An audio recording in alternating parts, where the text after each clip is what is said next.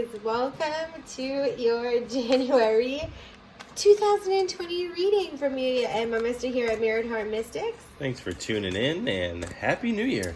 Happy New Year, Pisces. We wish you all the very best in 2020 and that you can really...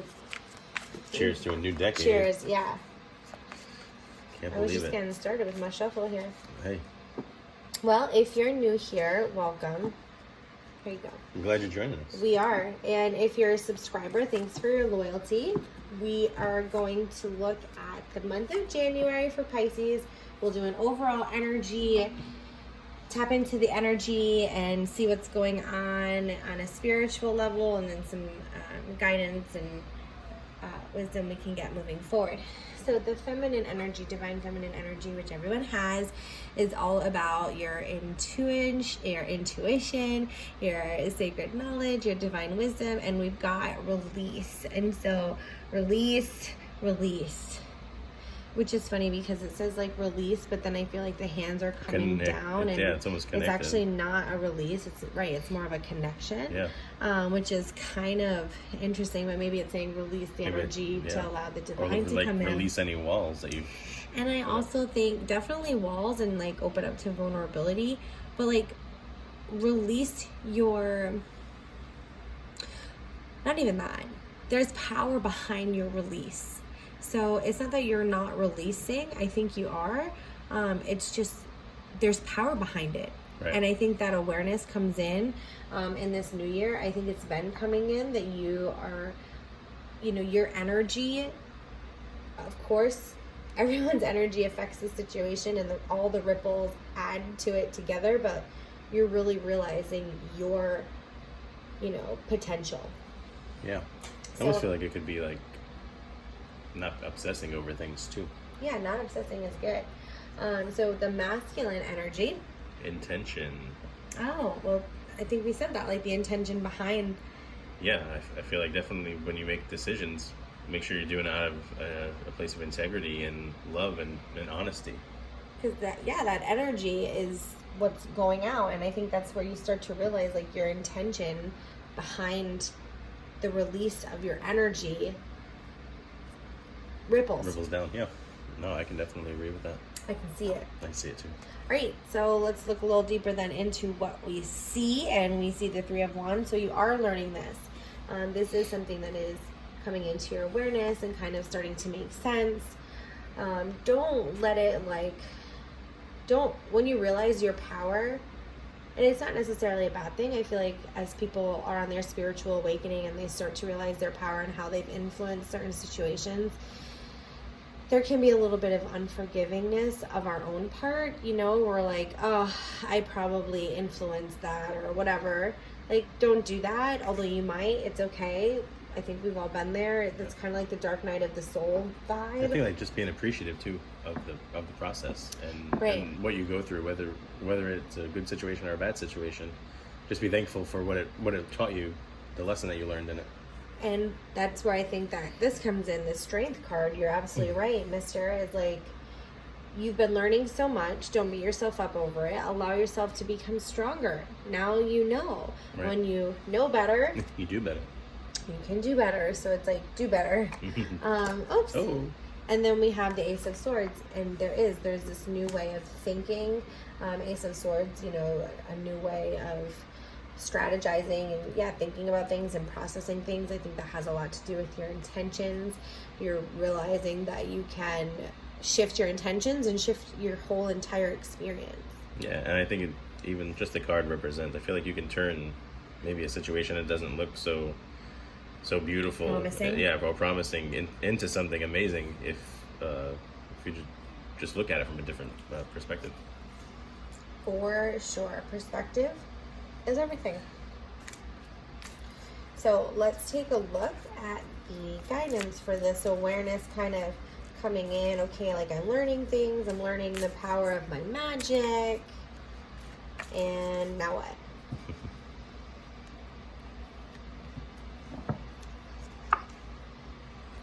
And so I love this.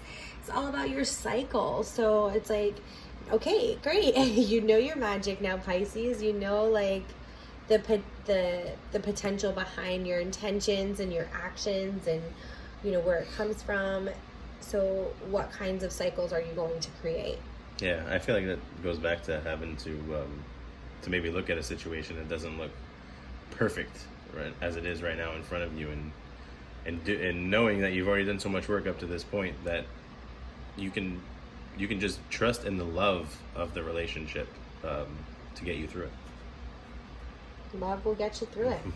Love lift us up where we belong. Where the eagles fly. And eagles, it's all about perspective. That's true. Right? Like, that's... The next line of that was in complete alignment with shifting your perspective as you go into these new cycles and making sure you're really building a cycle that you want to be in. to be in, yeah.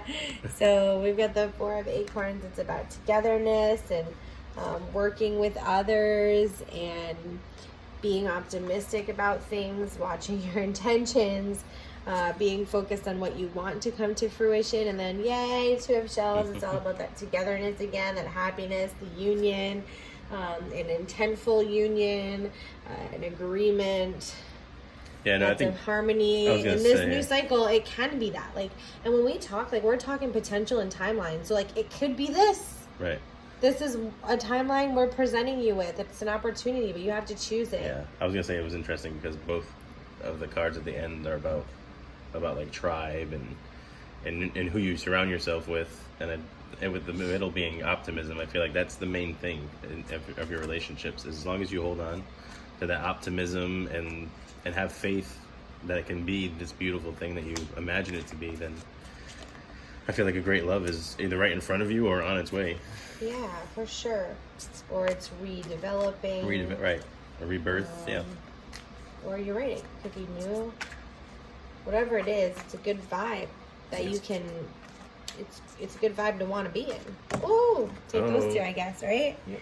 So, and I'm just totally...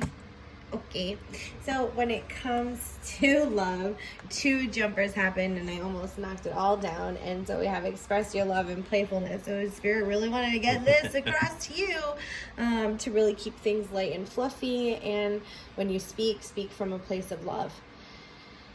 There's going to be hiccups as we go, right? And emotions come and they get us charged. And I think that's where the playfulness energy comes in. It's like, sometimes when my mister and I are having like a conversation that might charge our emotions and we have to stay in like a connected place, I find that sometimes I just can't help but laugh. Like I all of a sudden feel like it's not a funny, like it's not a nervous laugh. It's like, oh my gosh, this is like ridiculous. Yeah, like, I can't believe we're having this conversation. Yeah, and so like it kind of breaks up and allows for us to be playful. Well, so like be playful with it. I don't think that has to be such a heavy and serious energy all the time. But it's not to disrespect the truth of the situation either. I mean, there's a time to be serious and time to have those kind of conversations. But if you're not in that type of energy, then don't bring that kind of energy to the table. Keep it light and airy and loving and playful. Yeah, definitely keep it light and playful and speak from a connected place of love as often as you can, as much as you can. It will help out this situation and it'll really help you align with the vibration that you want to be at, because I think it's something that you know that you want to be at.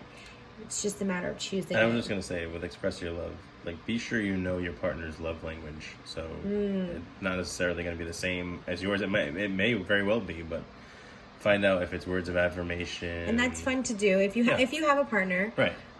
Or just do it for yourself to know like what is love for you, and realize that maybe if you even just learn the 5 love languages, you can start to recognize them in your significant relationships. But if you do have a relationship, like my mister saying, we've done that before. Yeah, right.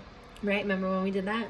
Exactly. Yeah, no, I think it's a great exercise for any relationship, whether you're just starting out or if you've been together for 10 years. I mean, I think it's just a great exercise to try out.